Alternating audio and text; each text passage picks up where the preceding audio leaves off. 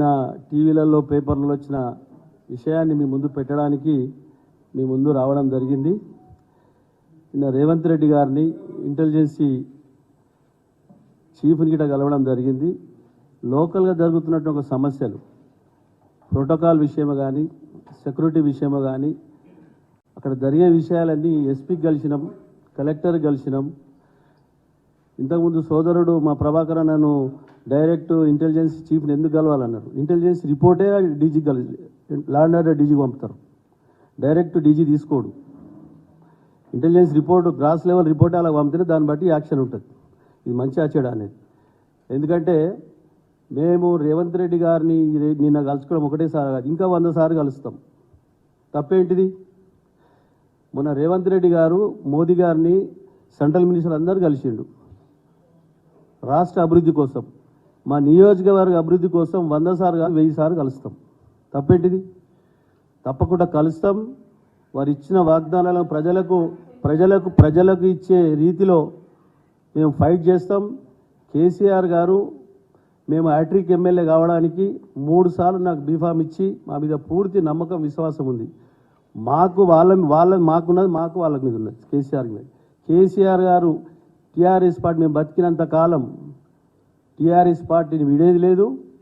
ప్రజలు మమ్మల్ని ఎన్నుకోబడ్డ ప్రజలు, నియోజకవర్గ ప్రజలు మినీ ఇండియాగా మారి ఉన్న పటంచెరు నియోజకవర్గ ప్రజల కోసం ఎక్కడికైనా పోతాం, ఏమైనా చేస్తాం, డబ్బులు తీసుకొస్తాం, అభివృద్ధి చేస్తాం.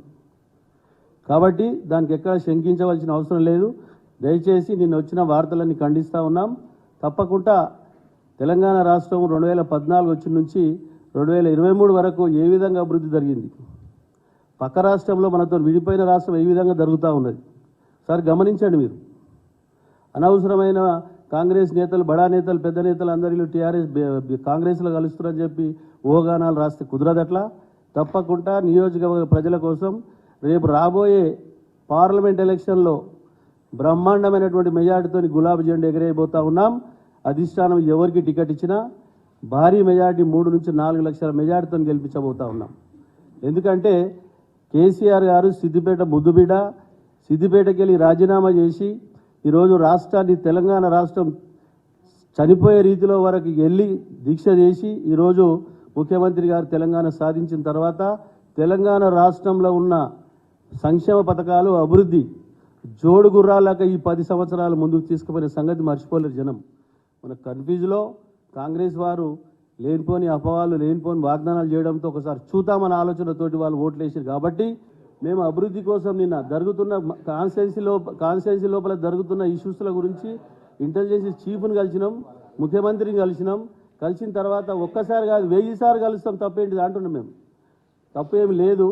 నియోజకవర్గ ప్రజలు మమ్మల్ని ఎన్నుకోబడ్డారు, 3 సార్లు ఎన్నుకోబడ్డారు. మాకు ఒక మినీ ఇండియాగా మారున్నారు. వాళ్ళ సమస్యలు పరిష్కరించాలన్నా వద్దా?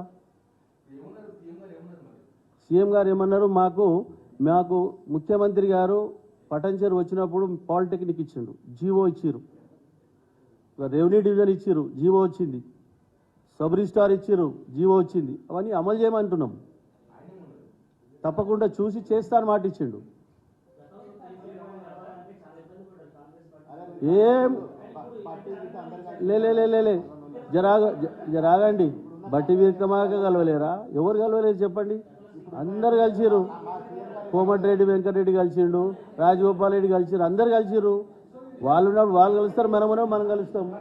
తప్పకుండా రాబో కాలంలో తిరిగి మళ్ళీ ముఖ్యమంత్రి కేసీఆర్ గారు అవుతారు. ఈ రాష్ట్రాన్ని అభివృద్ధి పథంలో ముందుకు తీసుకెళ్తారు. కాబట్టి దయచేసి మీరు అందరూ గమనించి నేను వచ్చిన వార్తలను ఖండించవలసిందిగా మనవి చేస్తా ఉన్నా.